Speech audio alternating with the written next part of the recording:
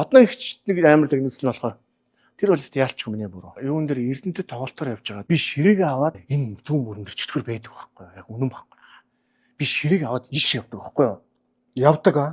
За гэрэл унтна шүү. Тоглолт дуусаад банк гал хооллын үзэгдэл сордогдоод тэгээ би ширээг аваад иш явдаг. Эндээс жүжигчд гарч ирдэг байхгүй юу? Жүжигчд гарч ирээд тэмүүд эндээс немка нэг сандал, хоёр сандал гаргаж тавьдаг байхгүй юу?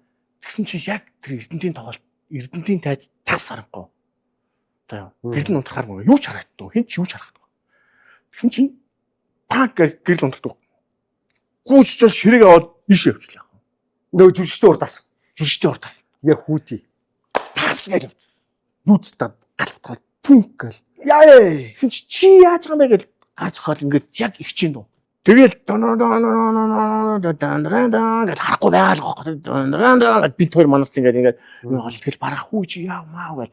Тэгэл би нөгөө пүлис рүү гүйж ороод гэлээ өрөөл баг хөсч ингээд нүдэн нэг сайн бол. Тэгэл барах чи яаж байгаа юм. Их чи яаж байгаа гэж. Үгүй хаа бэст юм өстэй. Би ингээ эргэв.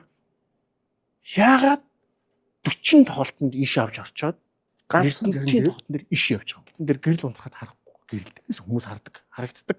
Тэгээд ихч гарч ирэл чи угаасаа юу ч сурахгүй юм байна. Чи юу ч чадахгүй юм байна. Чи инх хариуцлагыг алдчихэв. Бүтэн тэр барьгаад би өстэй ингээл.